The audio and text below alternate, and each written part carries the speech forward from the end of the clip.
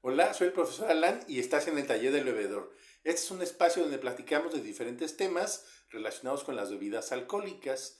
Y el día de hoy vamos a estar platicando acerca del vino argentino y lo que viene en el futuro para este tipo de vino. A la pregunta aquí sería, ¿por qué platicar específicamente del vino que se produce en Argentina? Bueno, empezando porque es uno de los principales productores de nuestro continente. O sea, si pensamos en el continente americano, ¿cuáles son los países que tradicionalmente producen vino? Pues siempre hay tres países que vienen como a la mente: Estados Unidos, Chile y Argentina.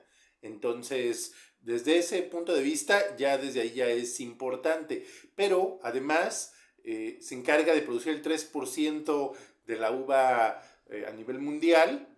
Y bueno, también hay que decirlo, el vino es la bebida nacional de Argentina. Esto tiene más o menos unos 10 años, ¿no? Pero sí refleja muy bien ese apego que hay entre el vino y el pueblo argentino, ¿no? Si pensamos, digamos, en términos de la producción que tienen, bueno, son 17,000 productores, 23,000 viñedos, 900 bodegas, todo esto en 19 provincias.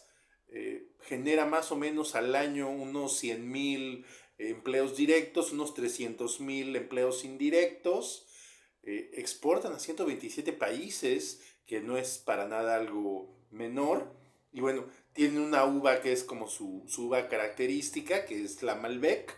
Y es así, pues generalmente sabemos que los vinos argentinos que tienen esta uva, o que se elaboran a partir de esta uva, son bastante interesantes. Y bueno,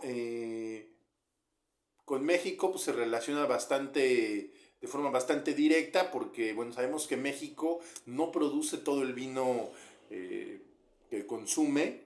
Hay una gran parte del vino que se consume en México que se tiene que comprar de fuera, y de ese vino importado, el 10% es de origen argentino, ¿no? Entonces, sí tiene, digamos, un peso relativo muy grande en México. Y bueno, hay marcas que los mexicanos que tomamos vino, pues identificamos como muy fácil, ¿no? Trapiche, Trivento, Altiplano, Finca Las Moras. O sea, son marcas que constantemente vemos, ¿no? Y que, bueno, pues son de origen argentino. Pero bueno, ¿por qué particularmente el día de hoy platicar del vino argentino? Bueno, lo que pasa es que el día de ayer, el actual presidente de Argentina, Javier Milei, hizo un cambio de leyes. Las anunció ayer en la noche. Y eran 300 disposiciones las que se modificaron, y tres de ellas están relacionadas con el vino, afectan directamente al vino. Y aquí me detengo un momento, hacemos así como que un paréntesis, una pausa, para aclarar un detalle.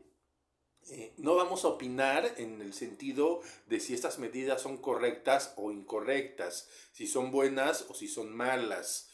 No, nosotros no trabajamos este tipo de temas en este canal. Aquí lo que nos interesa es exclusivamente las bebidas alcohólicas y digamos todo lo que hay alrededor.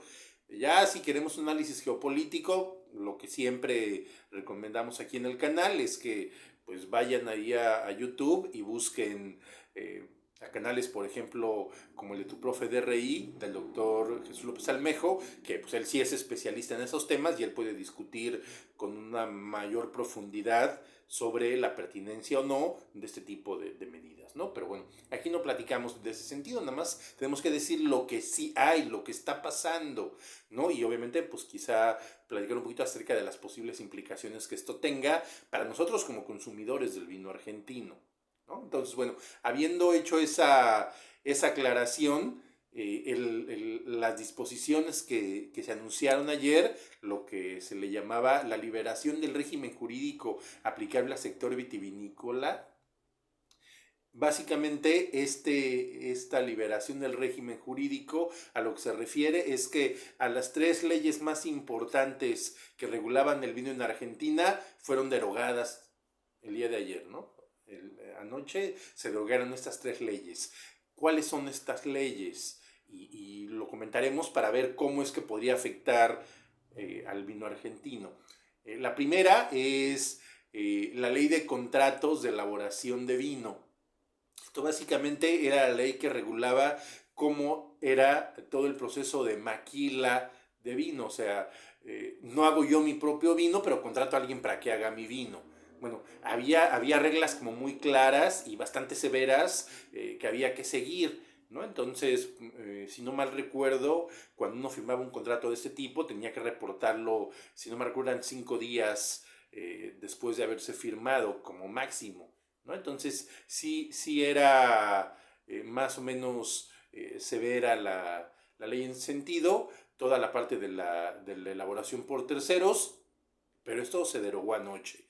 Entonces, en ese sentido, lo que podemos ver es que quizás sí se facilite un poquito más la producción de vino. Entonces, así a golpe de vista parece que va a haber más vino que se puede estar produciendo, ¿no? Entonces, esa es la primera ley y lo que vemos así de bote pronto como primera implicación. La segunda ley que se modificó fue la ley de política nacional enfocada a viticultura. Esta pues es el marco regulatorio general y uno de los incisos es el que particularmente nos llama la atención, que se esté derogando, que es el inciso C. El inciso C es donde explica, o donde explicaba, todos los detalles de la exportación de vino en Argentina. Entonces, eso sí nos importa acá en México porque a final de cuentas, pues nosotros somos los que estamos importando, ¿no? Somos uno de esos 127 países que está importando vino de Argentina. Entonces, si se cambian las reglas de exportación, pues nosotros somos los primeros que nos vemos afectados. Más consumiendo el 10% de este vino importado es de ese origen. Entonces, claro que va a afectar acá, ¿no? Entonces, ese es el primer detalle de la ley de política nacional, que sí, digamos, tiene incidencia directa en nosotros como consumidores extranjeros. El otro asunto, que también nos va a afectar de alguna manera, ahí en los apéndices de esta ley está lo que tiene que ver con el financiamiento, ¿no? Es decir, todos estos créditos para producción de vino, para producción de uva allá en Argentina, también esto se está derogando. Entonces, eso seguramente tendrá un incremento en el costo o significará un incremento en el costo del vino, ¿no? Porque pues sí se está cambiando esta posibilidad de financiamiento para elaboración. Entonces, eso sí seguramente implica que se incremente, porque, bueno, nosotros que vivimos acá en México, que sabemos que no hay prácticamente ningún tipo de apoyo, ningún tipo de subvención para el vino nacional, pues sí entendemos de repente cómo es que enfrentamos el mercado con cierta desventaja. Bueno, es posible que este fenómeno se presente también en Argentina. Entonces, seguramente ahí sí se va a incrementar el precio, ¿no? Entonces, bueno, esperemos a ver qué ajustes hay, porque ahorita nomás lo que pasó anoche es que eliminaron todas estas leyes, pero cómo va a quedar el marco jurídico, hay quien sabe, todavía no dice nada. En cuanto salga, digamos, la información, pues diremos en qué quedó, pero ahorita estamos destacando nada más que ya estas leyes ya se derogaron. La tercera ley también es bien interesante que se haya derogado, es la ley de reconversión vitivinícola. Esta era la ley que regulaba toda la producción de vino en Argentina. Esta ley es la que decía exactamente cuánta uva debía tener un litro de vino. Entonces, esta ley que se haya derogado es súper importante porque va a afectar la calidad del vino. Bueno, podría afectar la calidad del vino dependiendo cómo quede la nueva regulación.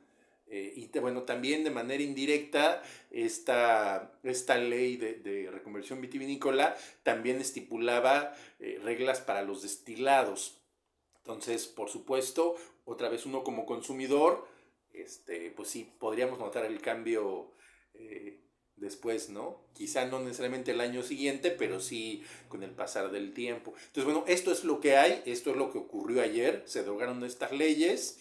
Y a mí lo que me llamó muchísimo la atención, que sí es como una especie de salvavidas, de todas esas 300 leyes que se modificaron ayer, ojo, no hubo una un cambio en la ley hacendaria. Entonces, en ese sentido, sí va a servir, al menos en este primer año 2024, como una especie como de salvavidas, ¿no? O sea, a final de cuentas, los impuestos que se tienen que pagar por la producción de vino van a seguir siendo los mismos. Entonces, al margen de cómo quede el marco de regulación jurídico, en términos de impuestos, se va a seguir manejando igual, al menos el año que entra. Entonces, en ese sentido, quizás sí ayuda a mantener un poquito la estabilidad de los precios y la calidad, digamos, neta, ¿no? En términos del volumen. Entonces, bueno, pues ese fue el video del día de hoy. Si te gustó hay que darle like. Si tienes algún comentario, allá abajito en los comentarios. O si quieres también preguntar de algún tema, que platiquemos de algún tema, pues nos lo dejas ahí en el cuadrito de los comentarios. Si no te has suscrito, pues hay que darle ahí a la campanita. Si crees que esta información le puede resultar de interés a alguien o sea importante para alguien, pues hay que recomendarla. Y recuerda, bebe con moderación para que puedas seguir bebiendo.